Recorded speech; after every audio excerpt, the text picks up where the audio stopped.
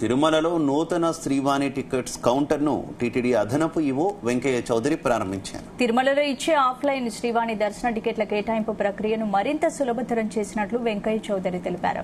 JEO కార్యాలయం వెనుక గోకులంలో జర్మన్ షెడ్ ను ఏర్పాటు చేసి 5 కౌంటర్లను ప్రారంభించారు.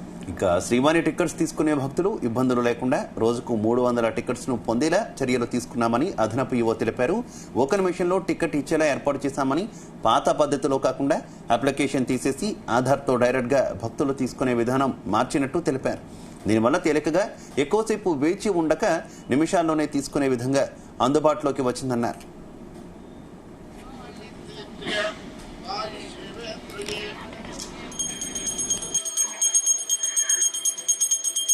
శ్రీవాణి టికెట్లు తీసుకునే వాళ్ళకి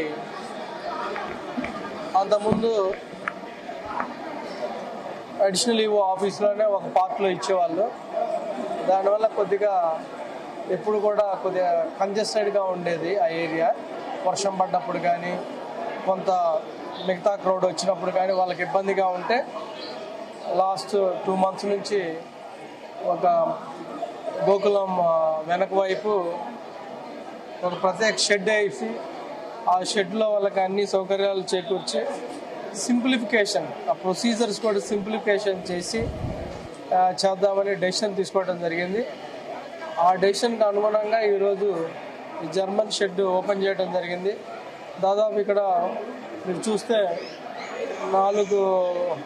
5 కౌంటర్స్ ఉన్నాయి. 5 కౌంటర్స్లో కూడా 5గురు కూర్చొని ఉంటారు.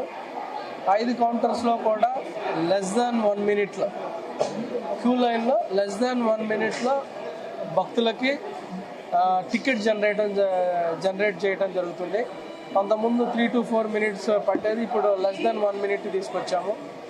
అదేవిధంగా మరింత సింప్లిఫికేషన్ చేసే మార్గంలో అంతకుముందు వాళ్ళు ఒక ఫామ్ ఫిలప్ చేయాలి, అది ఒక పెద్ద ప్రొసీజర్ లాగా ఉండేది.